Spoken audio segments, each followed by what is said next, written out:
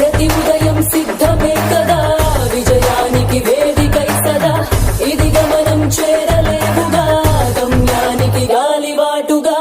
అను నిమిషం చెప్పలేదుగా